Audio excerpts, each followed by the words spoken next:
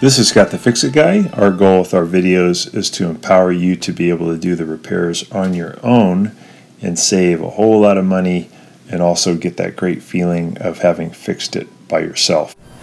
Today we have a GE washing machine that when you press start, you get some beeping, three beeping noises and also a flashing LED. And that means that the dishwasher thinks that the door is open.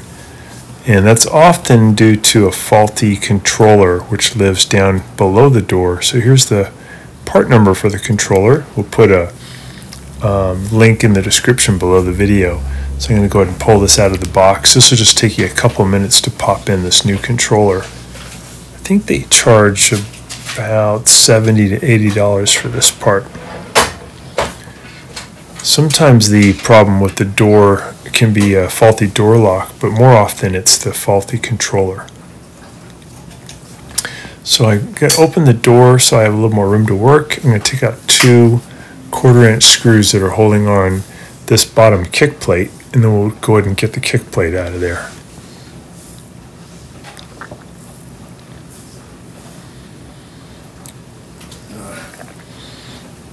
Below that is a really thick piece of sound insulation, so we're going to just pull that straight out.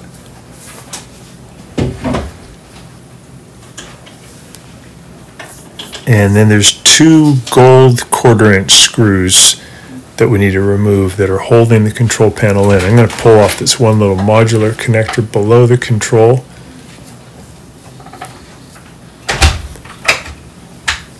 Then I'll zip out these two screws.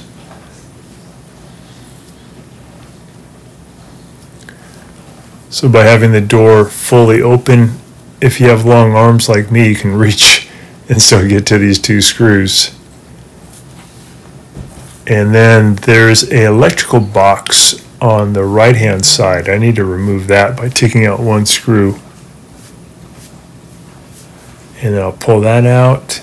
And then there's a power connector that brings power into the controller, and I'm going to remove that power controller by pinching in and pulling that down.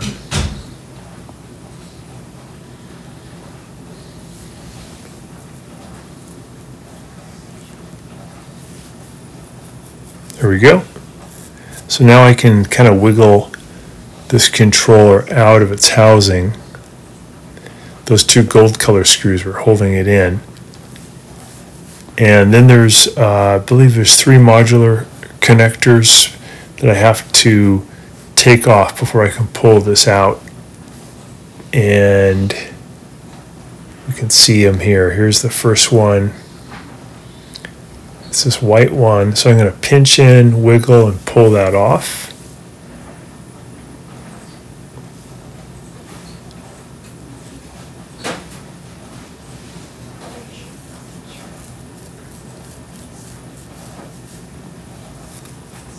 There we go.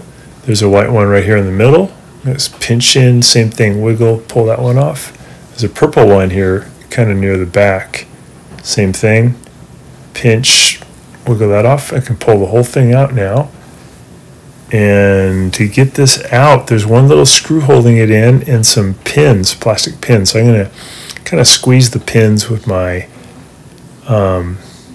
needle nose pliers. And then I'll take out this one ground screw right here, 1/4-inch screw. Zip that out, and then I'll just squeeze in on a few more of those pins, and this controller will come right out. These GE dishwashers just are not lasting very well. They have little components that keep failing, so they're not the best for longevity, but these parts are pretty cheap. Just kind of a pain in the neck to have to replace them.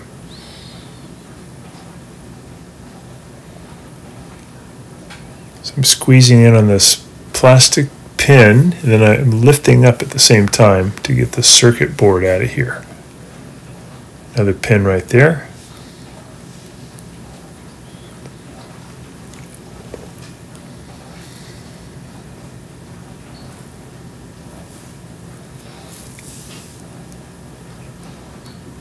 Okay, there's the old one. Set that aside. Here's the new one. So I'm just going to push it into position, and then I'll push it down on those pins, and they kind of self-lock into position. Just takes a couple of seconds to do it.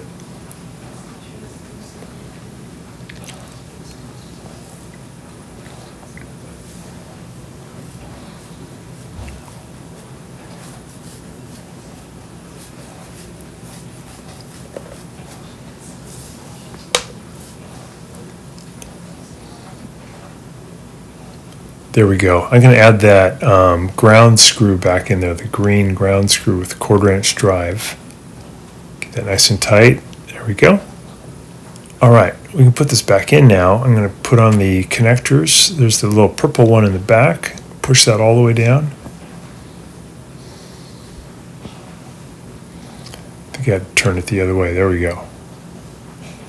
And we got this white one in the middle. This bigger one.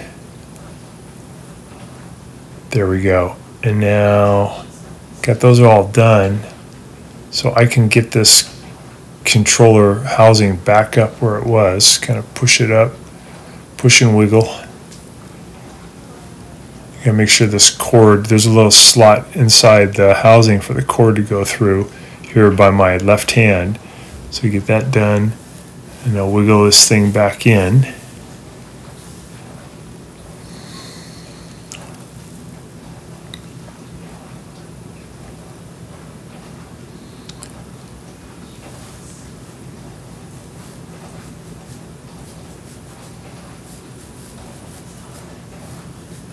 There we go. You just push it into the housing, and then I can add those two gold colored 1/4 inch screws.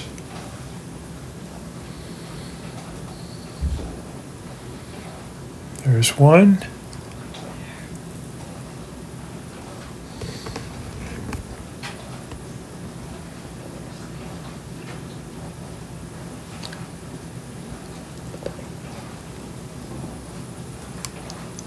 There's the second one. I'm going to put that little modular connector back in, that small one, lock it in, and put the power connector back on right there. Put the little box back on there. It's held in by one screw. I'm going to go ahead and close the door, and I'll press start and just see if it starts up. Yeah, there we go. So we're back to normal. So the problem was it just needed that new controller. So put that little box back into position.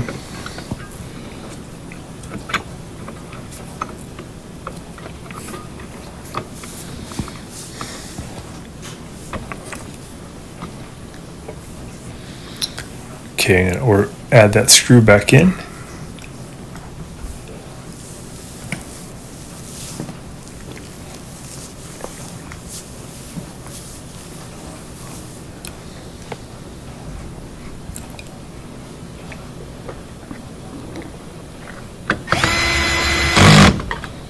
There we go. Okay, put the sound insulation back into place. Just push it in. Now put the kick panel back. Add the two 1/4 inch screws to hold that.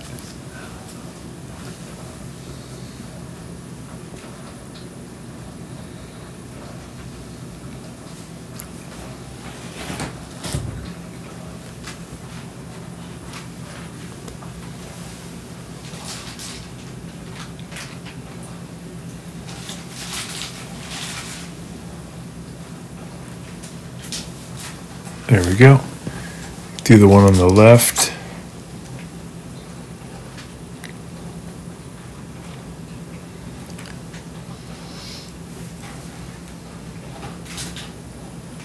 And we are done. I'm noticing some water coming out here during the drain cycle out of this air gap, so we're going to clean that a little bit so it doesn't leak. You don't want that water leaking on your countertop. So pull off the cover, and then to get this off, I'll use a standard head screwdriver to kind of pry in on these two clips. That comes off. And I'm going to use a brush to clean out the large black tube that goes between this air gap and the garbage disposer sped up the film a little bit.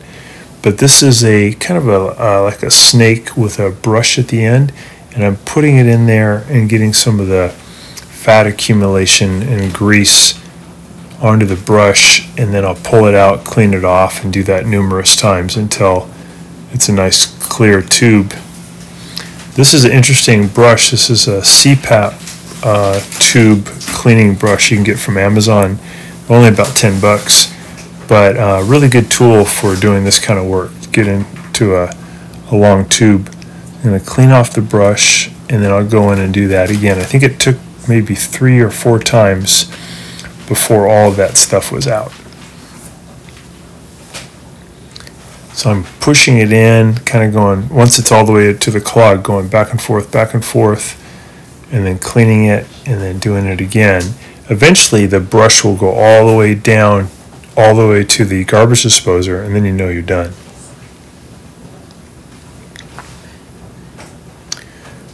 And make sure the drain doesn't turn on while I'm doing this, because it'll shoot water straight up. There's 2 tubes here really on the air gap. There's a small tube in the middle. That one sometimes gets jammed, and then your dishwasher won't drain. If the bigger tube gets jammed, then water will shoot out onto your counter or into your sink when the dishwasher tries to drain. And you just need to clean that inside of that tube by this process, and then it'll be fine. I'm going to put that cap back on. It just goes one way, so if it doesn't seat, just flip it around. Lock that down. I'll press drain, and now it's doing great. It's not leaking on the counter. It's going right down into the garbage disposer like it's designed to do. Just get this stuff cleaned up. So I'm just using a brush to get this air gap looking like new again. And I'll put the silver cap back on,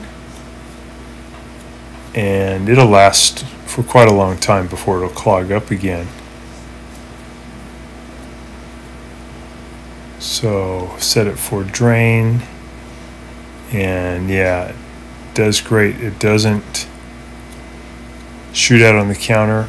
It just drains right to the disposer. Put the cap back on, and it looks brand new and really nice again. So this is how you can clean the filter. Open up the door. I'm going to check the spray arms here too. I'm just going to look down in these little holes in this spray arm, make sure there's nothing in there. Those look really good. If you saw some dirt in there, you try to pull it out. Same with the lower spray arm. Looks nice. I'm going to go ahead and pull the filter out. This looks a bit dirty, and I'll get it underneath the sink. Sped up the camera here a little bit. I'm using an old toothbrush and just cleaning in on the outside and inside surfaces of the screen to get it super clean. Probably good to do this like every couple weeks. Using some hot water, and just the agitation of the brush will get it nice and clean. Thanks so much for watching our video. We really appreciate your support. And when you get a chance, please press the subscribe button below so you can be subscribed, and also the notification bell so we can send you more videos about appliance repair. Please also give us a thumbs up if you enjoyed the video. If you really liked the video and it really helped you, please press this new applaud button, and you can show your support and also get a nice clapping hands for your video. Thanks again.